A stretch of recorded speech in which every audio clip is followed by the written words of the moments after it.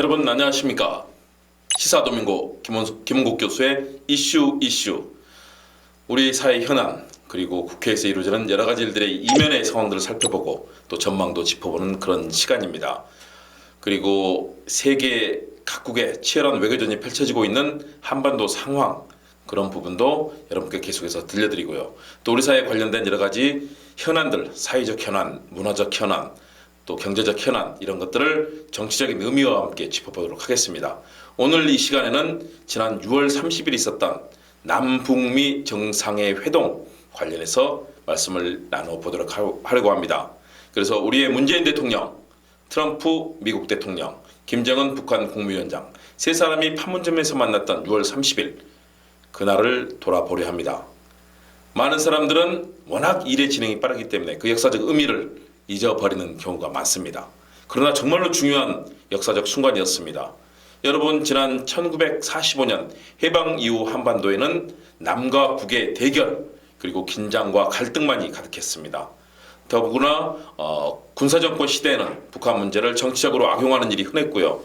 또 이명박 박근혜 정부 이 국정농단 시기에는 북한과 대결만 이어지면서 남북한은 끝없는 갈등만 만들어지는 것처럼 보였습니다. 그러나 그 면면한 역사 갈등과 또 때로는 남과 북의 이념적 대결이 진행되는 가운데서도 많은 평화의 기운들을 만들려는 노력이 있었습니다. 그것은 어느 정부에서나 있었던 일입니다. 노태우 정부 당시에 남북 기본 합의서가 이루어졌고요. 박정희 정권 시대에 남북 공동 성명이 나왔습니다. 그리고 김영삼 정부 시대에 남과 북의 교류가 이루어지기 시작했고 남북 정상회담이 성사될 뻔하기도 했습니다.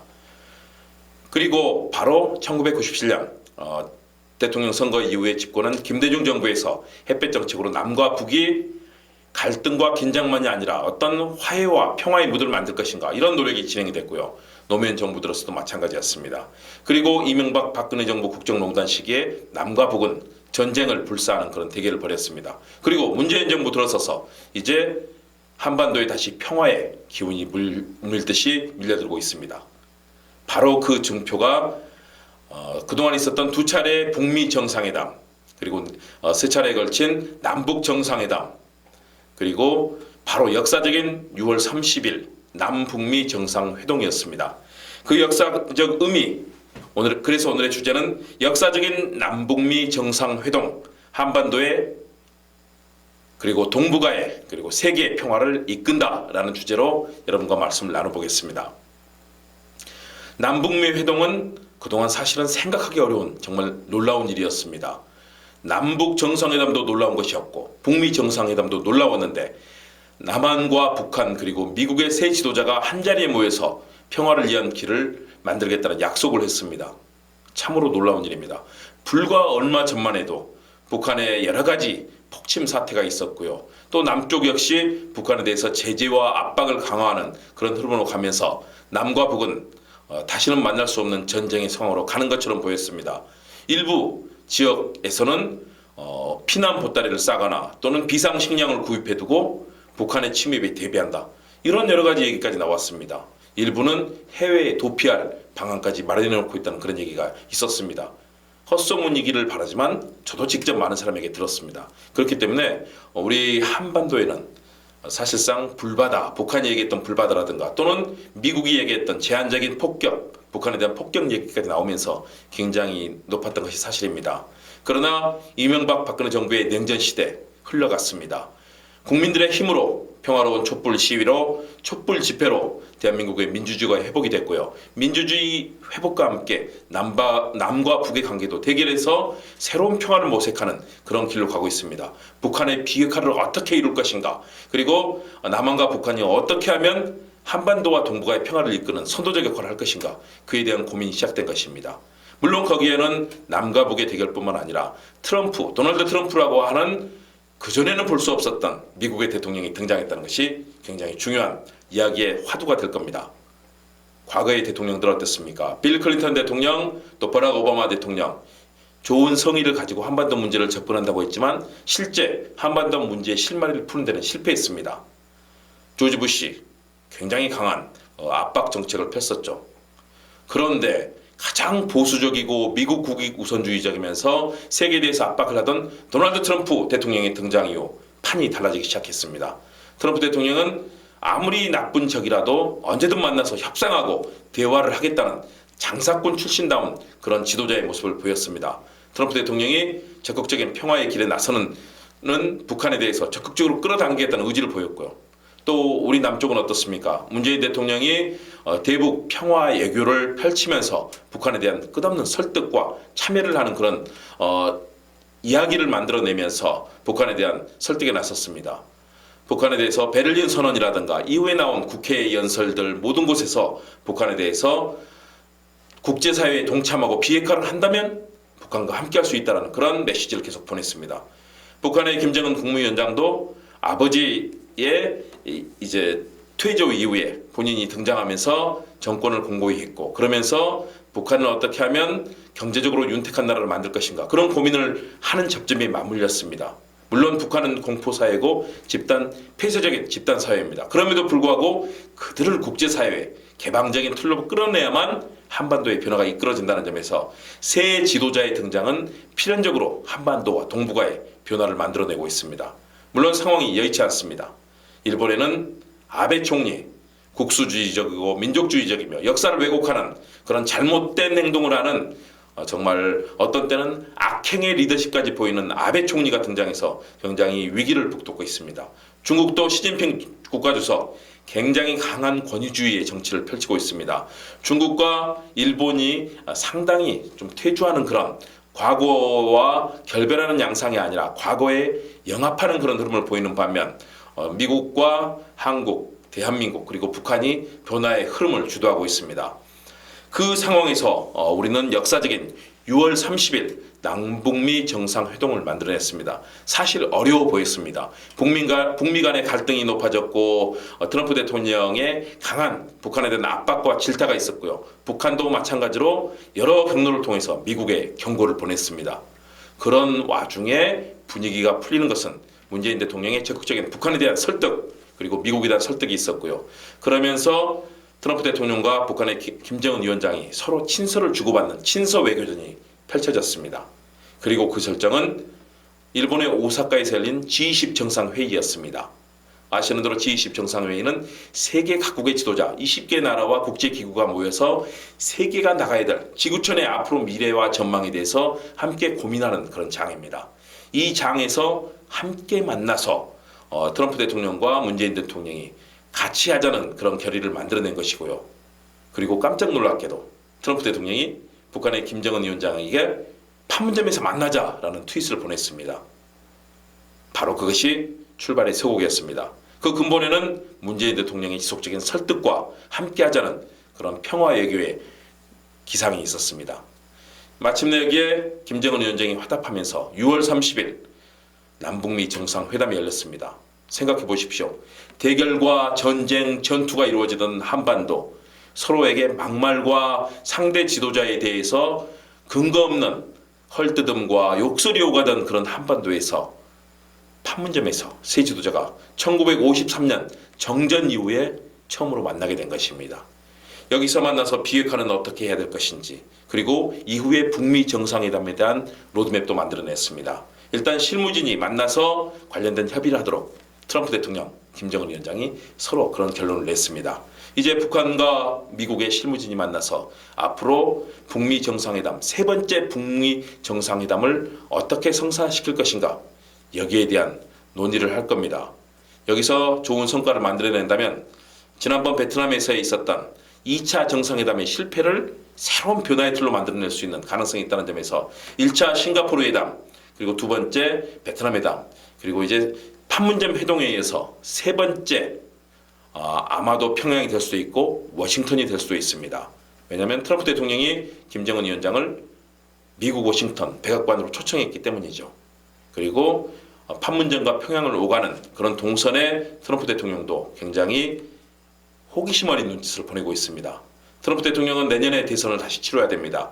재선을 하기 위해서는 업적이 필요합니다.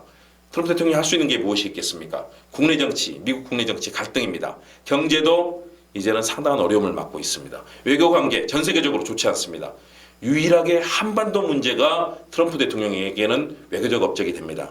그렇기 때문에 트럼프 대통령은 앞으로 북한과의 문제, 한반도의 문제를 긍정적인 방향으로 풀기 위한 노력을 계속 해나갈 겁니다. 물론 곡절은 있습니다. 트럼프 대통령이 만만한 사람은 아닙니다. 계속해서 북한을 압박하고 우리 한국에 대해서도 국방비라든가 또는 무역 문제를 놓고 끊임없이 압박하면서 이 문제를 갈등의 양상으로 끌고 갈 수도 있습니다. 그러나 긴 전망으로 본다면 한반도는 이제 새로운 변화의 기점에 들어섰습니다. 바로 그 증자가 6월 31일 6.30 판문점 남북미 정상회동입니다. 비록 정상회담은 아니었지만 이 자리에서 트럼프, 김정은 두 정상은 53분간의 대화를 나눴습니다. 그 비결은 스스로의 자세를 낮추고 양쪽 정상을 지켜 세웠던 문재인 대통령의 협상력과 조정력에 있었습니다. 자, 이런 것들이 이루어진다면 아마 큰 변화를 만들어낼 수 있을 겁니다. 남과 북이 함께 만나고 북미 간에 이렇게 친서 외교 그리고 서로에 대해서 칭찬하는 칭찬 외교, 서로에 대해서 호의를 보여주는 선의와 긍정, 호의의 외교가 펼쳐진다면 분명하게 좋은 성과를 만들어낼 수 있을 겁니다. 물론 반드시 모든 좋은 결과가 예측되는 것만은 아닙니다. 분명하게 중대한 돌파구에 기점은 만들어졌지만 서로 갈등을 하는 상황들 계속될 겁니다. 유연한 접근 필요성, 이 부분을 지금 북한은 계속 강조하고 있습니다. 미국은 역시 비핵화에 대해서 좀 더 많은 답들을 만들어내기를 바라고 있습니다. 아마 계속해서 그 얘기를 할 겁니다. 이럴 때 필요한 얘기가 바로 우리 고사성어에 나오는 성심적솔입니다. 세종실록에 나오는 용어입니다. 세종대왕이 했던 이야기, 세종대왕이 그 높은 업적과 성취를 이뤘던 바로 그 내용이 성심적솔입니다. 정성스러운 마음으로 앞장서서 행하라 라는 뜻이 바로 성심적솔입니다. 세종실록에 나와 있는데요. 한 발 앞서서 상황을 주도하고 그리고 진실되게 솔선수범하면서 반드시 실행하는 세 단계를 거쳐서 국정의 긍정적인 결과를 만들어내는 것입니다. 우리 문재인 대통령이 그 역할을 잘 해낼 것이고 트럼프 대통령도 너무 이속만 차리지 말고 또 상대에 대한 압박과 갈등보다는 상대와 호혜적인 그리고 상호 간의 상생의 결과를 이끌어낼 수 있는 윈윈 협상을 하는 것이 가장 좋은 결과를 만들어낼 수 있다는 점에서 트럼프 대통령도 성심적솔해야 한다. 그런 생각을 해봅니다. 그리고 김정은 위원장도 마찬가지입니다. 이대로 가면 북한은 더 어렵습니다. 경제 쉽게 안 풀립니다. 국제사회 고립 계속됩니다. 김정은 위원장도 정성스러운 마음으로 성심적솔하면서 외교의 판을 만들어낼 때 판이 바뀔 수 있습니다. 북한에 대해서 호의적인 나라는 전 세계에 딱 한 나라입니다. 바로 대한민국입니다. 오직 헤어졌던 가족들이 있고 이산가족이 있는 대한민국 남측의 국민들이 북한에 대해서 품안을 포용해 준비가 되어 있습니다. 다른 나라들은 북한에 대해서 적대적이거나 또는 북한에 대해서 이익만을 보려고 합니다. 그러나 우리 남측의 형제 동포들은 북한에 대해서 함께 나가고 함께 번영을 이끌 수 있는 그런 나라를 만들고 싶어 합니다. 그렇기 때문에 사실상 지금의 미국이 함께 설린 외교의 근간을 만들 수 있는 역할을 할 가능성이 높고요. 그리고 유일한 북한에 대해서 힘이 되어줄 수 있는 많은 갈등과 그런 고통 속에서도 북한을 이용하기만 했던 과거에 북한에 대해서 뭐 총을 쏴달라 그런 총풍 외교 뭐 이런 일이 있었지 않습니까? 그런 정치 집단과 어떻게 할 수 있겠습니까? 바로 북한에 대해서 동포애와 민족애로서 함께하면서 그러나 국제사회에서 북한이 더 이상 폐쇄 집단이 아니고 무기와 핵무기로 무장한 나라가 아니라 평화와 설린의 그런 가치를 만들 수 있는 나라가 되기를 바라는 것은 그리고 그것을 기꺼이 지원해 줄 수 있는 나라는 유일하게 이 지구상에 대한민국밖에 없습니다. 그것도 현재 문재인 정부이기 때문에 가능하다고 봅니다. 그런 측면에서 한반도에서 동북아에서 평화와 또 번영의 가치를 만들 수 있는 유일한 기회를 앞으로 제3차 북미 정상회담 그리고 남북 정상회담, 남북미 정상회담만이 만들어낼 수 있을 겁니다. 그래서 정전협정을 끝내고 다시 평화협정을 맺어야 되고요. 또 한반도가 그런 평화 속에서 번영의 길을 갈 수 있도록 하는 것이 중요합니다. 저는 끊임없는 이 긴장과 갈등 속에서 트럼프 대통령이 미국의 세계 주도 국가인 미국의 제대로 된 역할을 해주기를 기대하고요. 물론 국내 정치 때문에 미국의 선거 때문에 트럼프 대통령이 많은 여러 가지 갈등이 있겠지만 트럼프 대통령이 제 역할을 해야 미국이 세계를 이끄는 큰 나라로서의 역할을 하게 될 겁니다. 중국도 도와야 합니다. 일본도 도와야 합니다. 러시아 푸틴 대통령도 도와야 되고요. 아베 총리도 반성과 참회의 마음으로 지금의 잘못된 행태에서 벗어나야 됩니다. 교과서를 왜곡하고 그동안 저질렀던 한반도에 대한 침략, 위안부 할머니에 대한 그 무수한 만행을 반성하지 않고 역사를 왜곡하는 아베 총리의 모습은 지금은 인간의 모습이 아닙니다. 인면수심, 과거에 한반도를 침탈했던 짐승의 모습, 야만의 모습 그대로입니다. 이제는 아베 총리 바뀌어야 합니다. 세계 속에서 함께하는 그런 공생하고 설린하는 국가가 되기 위해서 아베 총리는 과거에 대한 절절한 반성, 그리고 한국민에 대해서 사과를 해야 되고요.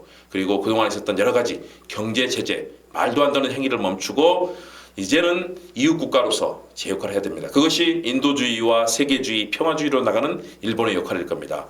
일본의 많은 국민들도 아베 총리가 무릎을 꿇고 반성하고 전 세계에 대해서 참여하는 모습을 보일 때 일본이 세계 속의 국가로서 존중을 받을 겁니다. 중국이 제 역할을 해주고 러시아가 도와준다면 한반도는 이제 다시 새로운 평화의 길, 번영의 길을 갈 수 있습니다. 트럼프, 김정은, 문재인 세 지도자가 역할을 해야 합니다. 그런 생각에서 앞으로 국내 정치에만 골몰하지 말고 국내 정치와 국제 정치를 같이 조합해서 리더십을 발휘해 주기를 바랍니다. 문재인 대통령도 잘하고 있지만 행정부를 통할하고 국회가 제대로 굴러가도록 하면서 성과를 만들어내야 됩니다. 트럼프 대통령도 선거에만 매몰되지 말고 세계 평화, 한반도의 평화에 기여함으로써 스스로 큰 지도자가 되기를 바랍니다. 김정은 위원장도 폐쇄 국가, 그동안에 북한의 여러 가지 공포정치, 탄압정치 많았지만 여기에서 벗어나야 됩니다. 개방사회, 그리고 함께하는 사회가 돼야 되기 때문에 김정은 위원장도 이런 부분에서 리더로서의 능력을 발휘해야 됩니다. 오늘의 시를 제가 안도현 시인의 그대에게 가고 싶다를 선정을 했습니다. 총 큰 세 연으로 되어 있는데요. 마지막 3년을 여러분께 낭송해 드리겠습니다. 그대에게 가고 싶다. 안도현. 사랑이란 또 다른 길을 찾아 두리번거리지 않고 그리고 혼자서는 가지 않는 것. 지치고 상처 입고 구멍난 삶을 데리고 그대에게 가고 싶다.